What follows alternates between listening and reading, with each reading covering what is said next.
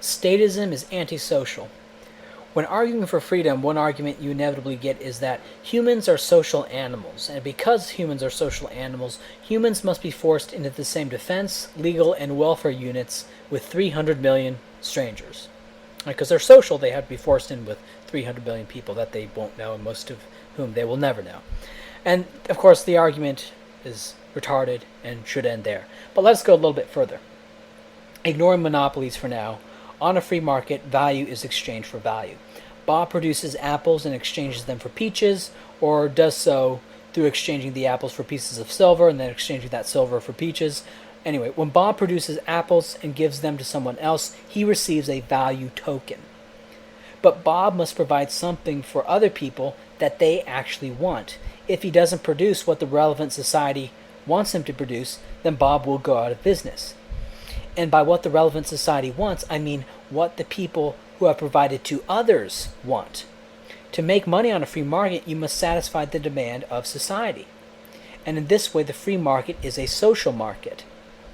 To combat this fact, statists have told tall tales about free market monopolies, right? That is, stories of people receiving value tokens without providing value to anyone, or getting value tokens from the products that other people made, right? Wage slavery nonsense. All this on a free market. Unfortunately, the situation is complicated by state intervention, which has allowed politically connected capitalists to achieve value tokens without providing value, right? And I call this antisocial wealth. So obviously, crony state capitalism is antisocial, but so are state programs proper. A state program seizes value tokens from other people and provides a discalibrated and disintegrated service. For example, a road, a water treatment facility, or a police and fire station. And this is not to say that those services in and of themselves aren't desired, right?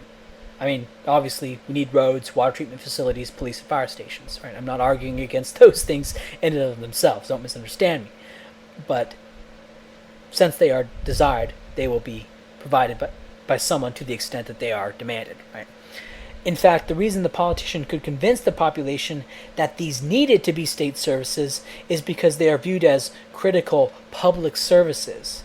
But to the extent that the taxation doesn't mirror how each person would have paid for the public service on a free market, and the goods are not provisioned to how they would have been provisioned on a free market, is the extent to which the state program is antisocial. Or more succinctly, the more disconnected from the structure of production a service is, be it the services of a crony capitalist or the misguided but honest public servant, the more antisocial it is. And because a state program is necessarily disconnected, right, that's the whole point of a state program is necessarily antisocial.